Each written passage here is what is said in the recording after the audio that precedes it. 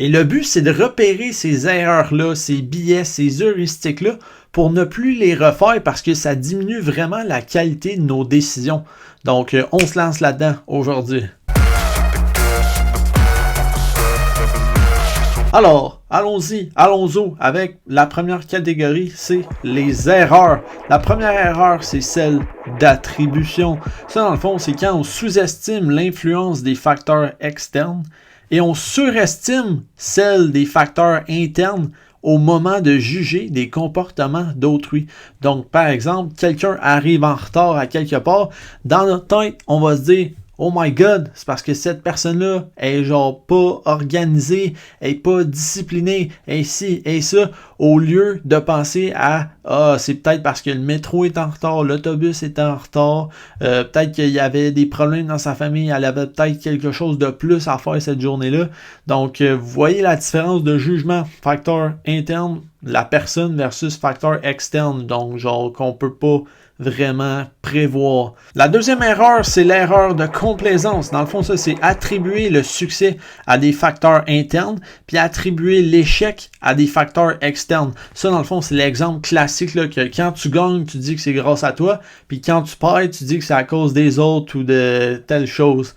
C'est ça. La troisième erreur est l'erreur de perception sélective. Ça, c'est dans le fond, c'est lorsque les gens interprètent ce qu'ils voient de façon sélective. Donc, en fonction de leur centre d'intérêt, de leur éducation, de leur expérience et de leur attitude. La perception sélective, ok, c'est un concept vraiment vu et épanoui en marketing. Dans le fond, les compagnies, là, ils vont essayer de faire la segmentation des fois par style de vie. Fait que ce que tu as fait, tu sais, genre, il va y avoir des coureurs, des gens qui aiment aller à l'épicerie, des gens qui aiment faire ça, tout ça ensemble, fait qu'en paquet comme ça. Fait que là, ben, selon les publicités que tu vas voir, ben, il y en a qui vont plus attirer ton attention que d'autres. Des fois, c'est la couleur, des fois, c'est le design, des fois, c'est juste les mots, l'image. Fait que selon tes désirs, ce que tu as vécu, genre, tu vas être attiré par différentes choses. Donc, c'est ça l'erreur de perception sélective. Quatrième erreur, c'est l'effet de halo. Ça, dans le fond, c'est avoir une impression générale à partir d'une seule caractéristique. Donc, mettons, t'arrives, puis quelqu'un, là, genre, paraît bien, est bien habillé et tout, ben là, tu vas te faire toutes sortes d'images sur sa vie, tu vas dire, ah, elle doit avoir du succès, elle doit bien gagner sa vie, elle doit être bonne dans ça. Donc, tu vois, à partir d'une seule caractéristique, tu te fais plein de schémas, d'idées dans ta tête. Ensuite, la cinquième erreur, c'est l'effet de contraste. Ça, c'est quand on se compare avec des gens qu'on a rencontrés récemment. La sixième erreur, c'est l'erreur de projection. C'est attribuer à quelqu'un d'autre ses propres désirs, ses propres besoins. Puis on peut souvent voir ça dans le fond, la relation parent-enfant. Tu sais, mettons, un parent n'a pas vécu ça. Fait que là, il inscrit son enfant à ça, puis ça. Fait que de là, l'importance de tout le temps demander à son enfant ce qu'il veut, là. Donc voilà. Et septième erreur, c'est le stéréotypage. Donc juger une personne selon le groupe auquel elle appartient. OK, là, on est à la deuxième catégorie, OK? Les billets. Puis honnêtement, ceux que je vais nommer, donc les trois que j'ai dans mon cahier, là, je les aime en tabarouette, OK? Premièrement, le billet de confirmation. Ça, c'est rechercher des informations qui confirment ton point de vue.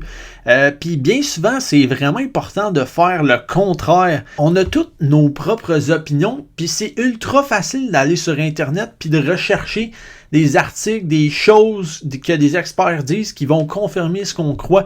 Parce que peu importe la position que tu peux tout le temps trouver des opinions, genre des textes qui vont confirmer ce que tu penses.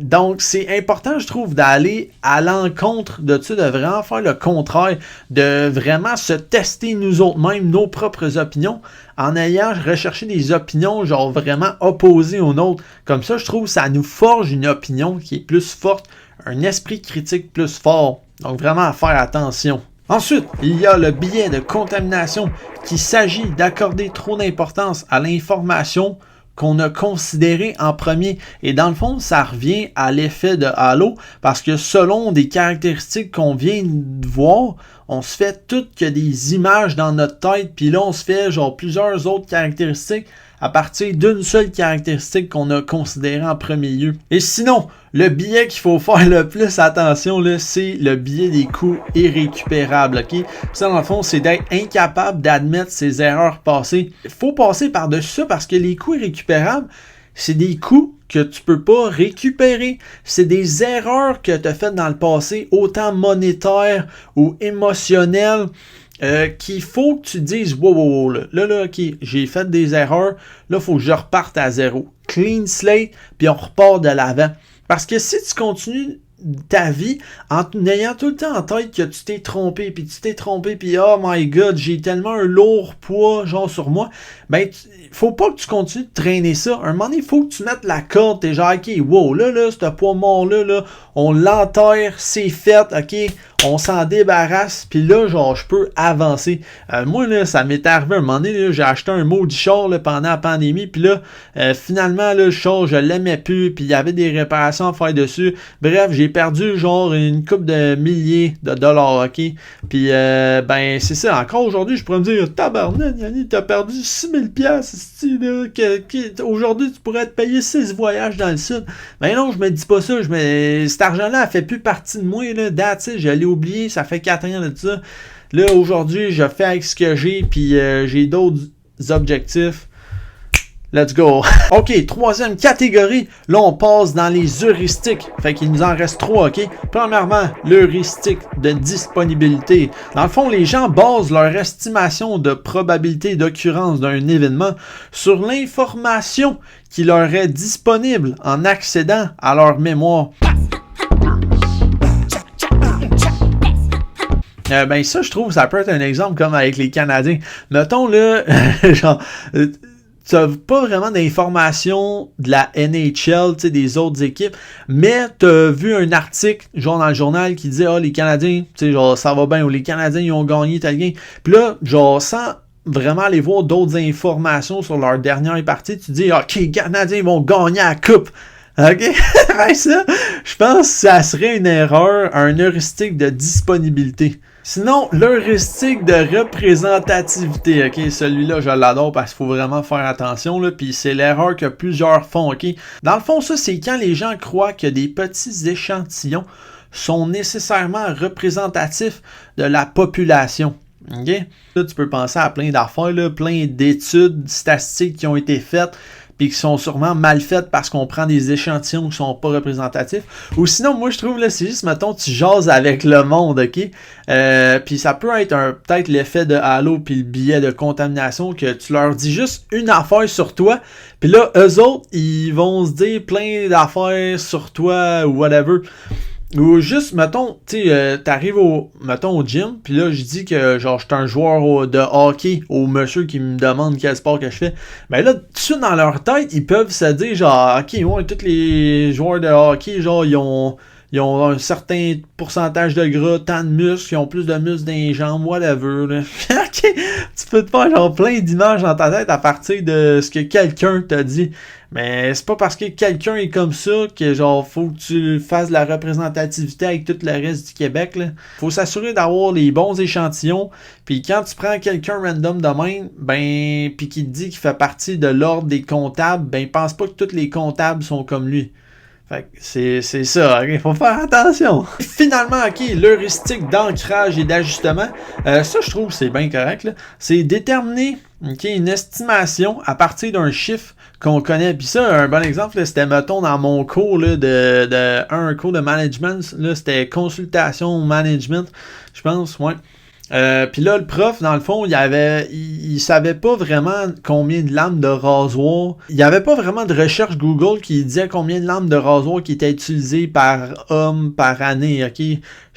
Moi-même, j'ai pas checké, mais en tout cas, il a dit genre, bon, ok, je me dis, OK, une lame, c'est genre tant de rasage, les hommes se rasent tant de fois par semaine, ça veut dire tant de lames par semaine, par année, ça veut dire tant de paquets de lames de rasoir. Fait qu'il y a comme, à partir d'un chiffre qu'il connaissait, le nombre de rasages, nombre de lames, genre, par semaine, ben, il était capable de faire une bonne estimation, genre, puis je pense qu'il était comme pas loin d'un chiffre, parce que finalement, je pense qu'il y avait, si tu googlais ça, si tu pouvais le trouver, je pense. Donc, tu vois, des fois, il y a des erreurs là-dedans. OK, c'est ça la grande morale, c'est que je pense la plupart du temps, il faut essayer. Premièrement, il faut se rendre compte de toutes ces erreurs-là, heuristiques, billets ou erreurs-là qu'on fait. Puis après ça, c'est de se dire, OK, est-ce que c'est mal ce que je fais ou est-ce que je devrais continuer? Tu sais, comme le dernier heuristique d'ancrage et d'ajustement, je me dis, quand tu n'as pas de chiffre, OK, genre à ta disposition, ben oui, tu fais ce que tu as, versus, ben des erreurs comme genre l'erreur de complaisance, tu sais, non, genre, c'est pas parce que tu gagnes que c'est grâce à toi, là, essaye de déterminer genre des patterns, des causes, l'erreur de projection, tu sais, genre d'attribuer la relation genre parent-enfant, des fois attribuer ses désirs à quelqu'un d'autre. L'effet de halo, impression générale à partir d'une seule caractéristique. Il y a vraiment plein de choses qu'il faut faire attention, puis qu'il faut éviter, puis qu'il faut faire des fois l'opposé. Avec des trucs qu'on développe nous-mêmes, aller chercher bien souvent plus d'informations, aller voir genre des théories opposées à ce que nous on croit. Donc sur ça, c'était la vidéo, ok, j'espère que ça vous aide un peu. Là, j'espère que c'était pas trop fou braque pour vous autres, là, 13, mais je pense pas que c'était trop vite, là. Anyway, tu peux tout le temps réécouter la vidéo. Donc, that's it. Moi, j'ai fini. Et on se revoit la semaine prochaine pour d'autres sujets. Hey! Je pense que je vais mettre ça dans la série vidéo fucking importante. J'hésitais entre ça ou mindset, là. Mais je pense que c'est vraiment important. Adios.